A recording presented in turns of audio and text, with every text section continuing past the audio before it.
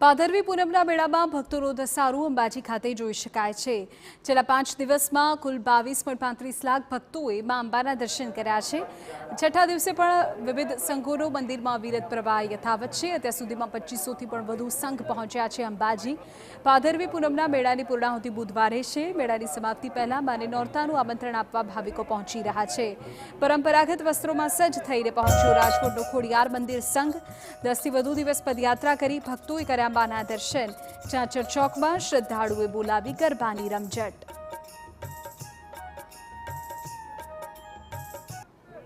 ભાદરવી પૂર્ણિમાનો અવસર અને અનેક સંઘો હવે ધીમે ધીમે પહોંચી રહ્યા છે અંબાજી।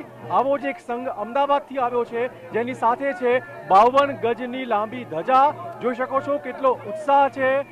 જય માળી અંબેના નાદ સાથે તેઓ ગુંજી રહ્યા છે। આપણે વાત કરીશું। બેન, ક્યાંથી આવ્યા છો? કેટલા દિવસ થયા તમારે અહીંયા આવતા? હું તો આ વખતે ચાલીને હું નથી આવી, પણ બધો સંઘ આવે છે।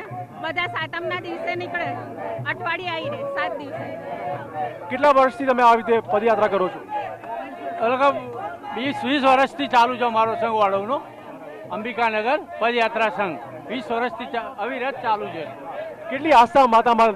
ઘણી આસ્થા માતાએ અમારું કોમ ખૂબ કર્યું, ઘણું કરી દીધું। મનોકામના બધી પૂરી થાય? ઘણી મનોકામના પૂર્ણ કરી દીધી અમારી સારી રીતે। બોલ માળી અંબેનો નાદ સાંભળી શકો છો। અમદાવાદનો આ સંઘ।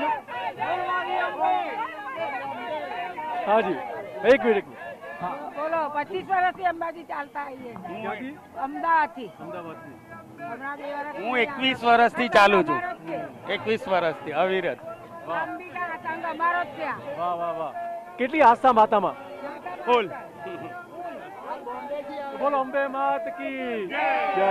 બસ આજ નાદ, આજ સૂર એ આખા પરિસરમાં સંભળાઈ રહ્યા છે। ભાદરવી પૂર્ણિમા કાલે અને તે પહેલા સંઘોનો આ રીતે અવિરત પ્રવાહ અહીંયા ચાલુ થઈ ગયો છે। કેમેરામેન નટવર પરમાર સાથે હું ચિરાગ, અંબાજી।